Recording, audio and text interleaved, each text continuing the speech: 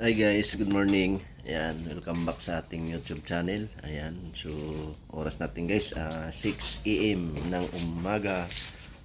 Ayan, so update ko lang kayo guys sa aking Pomeranian na mga anak. Ayan, napapansin ko kasi kanina, medyo dinidilaan niya na yung ano niya, puwerta niya. So, sinilip ko, ayan, tapos pinakawalan ko. So ito sa ngayon guys, ayan o, palakad-lakad siya, ayan, pero naghahanap na siya ng ano, ng sulok na pwede niyang anakan. Ayan, hindi na siya mapakali, hinihingal na rin. Ayan o, Sophie, tsaka napapansin ko parang umiiri na siya. Ayan, di na siya na siya. Sophie, halika. So, ito pala guys si Sophie.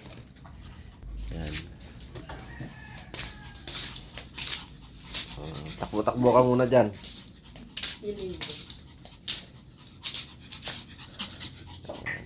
So, maiksi ang balahibo niya ngayon guys kasi inano ko yun, ginupitan ko muna. Ayan. Ang asawa niya pala guys ay kulay itim. Ayan, ayan, nandun na siya sa sulok ko. Naghahanap talaga siya ng pwede niyang anakan. Ayan. So, buti na lang araw. Hindi siya gabi ng anak kasi siyempre masarap tulog natin. Ayan. Ihi siya ng ihi. Wala naman siyang ano. Wala naman siyang nilalabas na ihi. So yung sign pala guys na mga anak na siya yan, hindi na siya mapakali. Kagabi pala guys hindi na siya kumain. Isa rin sa sign yan na mga anak na siya. Tapos ngayong umaga nagkakalkal na siya. Ayan. Ililipat na natin ng ano yan. Dadaling ko na siya dun sa may kulungan niya. Ayan. Para hindi na siya may stress na gusto. So yun guys, update na lang tayo mamaya. So ayan nga guys, bago tayo magpunta sa ating video, ayan, mag-intro muna tayo. So guys,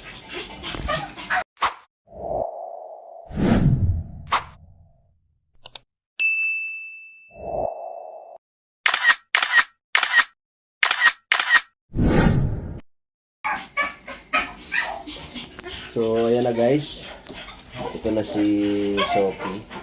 Ayan, nilipat ko na dyan sa may kulungan niya. Tapos nilagyan ko na ng sapin. Pinalitan ko ng sapin yung ano niya, yung hiyaan niya. Ayan. So, dyan ko muna siya nilagay para at mabantayan natin siya ng ano, ng maayos at para makita natin kaagad na nanganganak na siya. Kasi kung pababayaan na natin na nakakawala siya dun sa loob, baka hindi natin mapansin na nanganak na pala sa isang sulok. So dito, para komportable din siyang manganak. Ayan. So ayan guys, ito na siya. Ayan. So yung sign pala guys na manganganak na yung isang aso, mag-ano lang kayo, magbilang kayo ng araw simula nung na-start siya. 63 days hanggang 65 days. O minsan lumalagpas pa doon. Pero hindi naman aabot ng 70 days. Masyado ng ano yun, overdue na yun, makapatay na yung mga tuta nun. Pero kadalasan na nanganganak yung aso ko, nanganganak sila 59 days hanggang 63 days nanganganak na. Ayan. So ito ngayon guys, sakto 63 days itong pinagbubuntis ni Sophie. So ayan na siya guys, hingal na hingal. Yan yung mga sign na mga anak siya. Una, mapapansin nyo, hindi siya kumain. Hindi siya kumakain, tapos dila siya ng dila dun sa ari niya. Ayan, tapos pangalawa, ayan, nagkakalkal na. Ayan o. Ayan. nakakalkal na siya. Ayan, parang bang inaayos niya yung ano niya, yung anakan niya. Ayan, mamaya lalagyan ko pa ng mga ano yan, mga papel para komportable talaga siyang ano. Ayan, kung mapapansin nyo guys, medyo bumabaluktot na rin yung katawan niya kasi umiiri siya. Ayan o. Ayan, umiiri na nga. So, sana maayos yung ano niya. Ito pala guys ay pang 4 na anak niya na. Kasi ang unang anak nito, yun na si Bulak. Ayan si Bulak guys. Kasi ayan naman si Bulak. Ayan. So, hindi siya nag-take. Ayan. Hindi siya nag-take ngayon, hindi siya nag-buntis. Nagpahinga. Ayan, tingnan niyo ang cute. Ang ganda, di ba? Tapos, ito naman si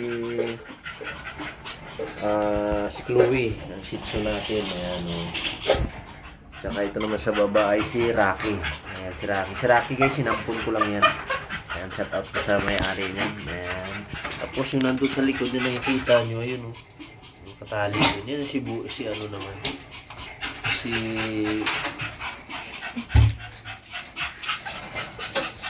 Bitsy. Ayan. Ito ko lang sa nilalagay. Ayan. Kaya may lipat ko na naman sa labas yan. Sa gate namin. So yun guys, hindi na siya talaga mapakali. Yan na oh. Mamaya-maya lang guys, lalabas na yan. Magaling mag-anak ko si ano. Ano. Magaling mag-anak yan. Hindi na namin kailangan na ano to. Bantayan talaga ng magdamag. Magaling magpadede yan. Pero kailangan talaga, siyempre may bantay din siya para kung sakaling magka-problema, ano ka agad, maayos ka agad. Yan. So yun na guys, ito na guys, dinagdagan ko na ng papel yung ano niya, kaya lang iniipon niya talaga. So yun o, dahil may lumabas na panubigan na. Ayan, so dila na siya ng dila. Ayan.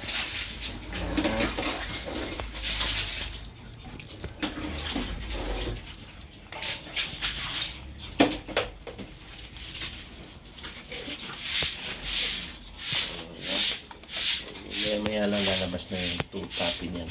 Ayan.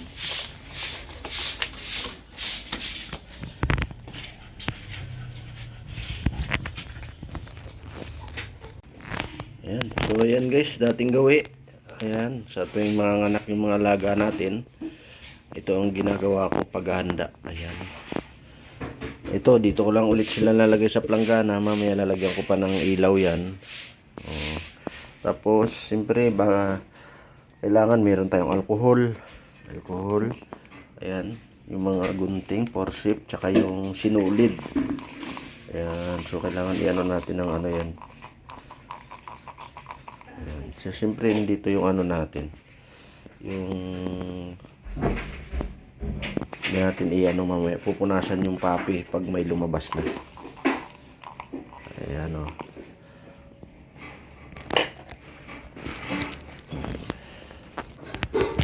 So, nandun na si Sophie guys. Ayan.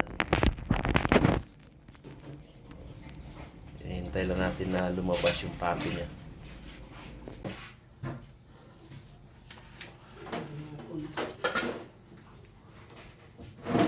Anong kulay?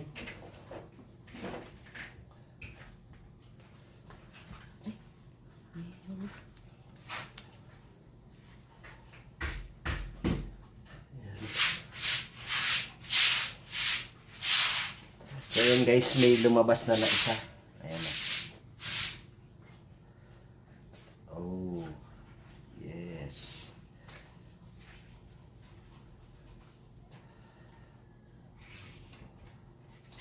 Lagyan mo lang ito lang.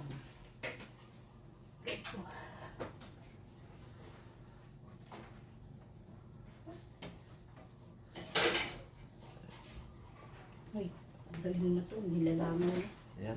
Ganito lang guys ang gagawin nyo pagka nanganganak yung mga alaga nyong aso. Ayan, maganda kayo ng mga ganitong mga ano, materialis para hindi kayo mahirapan magpaanak. Ayan. Ayan na. So, ayan na siya guys. Ayan o, nakakabit pa yung pusod niya. Ang gagawin natin yan ay itong forceps iipit lang natin dito sa pusod niya. Ayan, dito. Para naman wag lang sagad.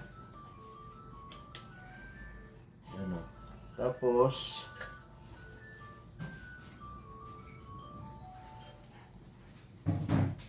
pwede nyo na siyang putulin. Ayan o. Kasi nakaipit naman. Pero ang gagawin ko, tatalian ko muna ng sinulid para hindi siya pag tinanggal ko yung forceps,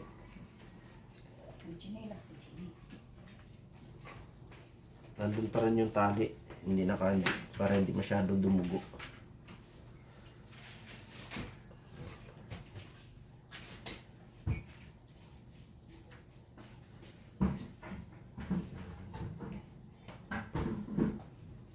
Magtira lang kayo guys ng mga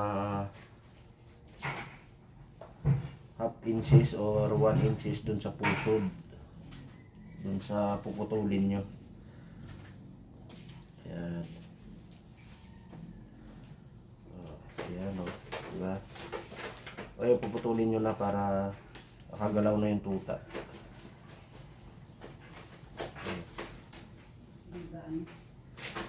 Ayan o. Putol na guys. So, diyan ka lang. Ayan o. Oh, diba? Naka na siya. So yung unang anak ni Sophie ay hindi ko alam kung anong kulay ito, pero ayan parang kahawig ng kulay ng nanay. Ayan. Kung napapansin nyo guys, wala siyang dugo. Ayan kasi nga nakaipit tapos may tali pa. Pero yung iba guys, pag nagpapaanak, kung may forceps, iniipit lang yan hindi na tinatalian. Babae ang anak ni Sophie. So, ayan. Tinanggal ko na. Ayan.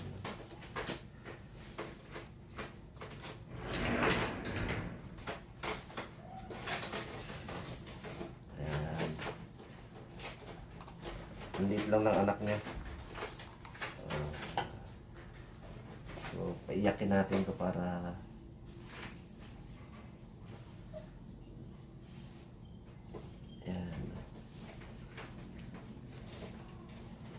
so, itong ginagawa ko guys na tinataktak ko para matanggal yung niya bara sa ilong. Wala kasi akong pang sip-sip. Sira na pala. So ayan na guys. Lagay na natin dito.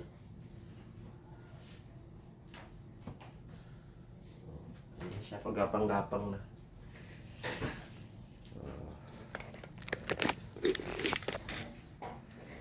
Ayan o.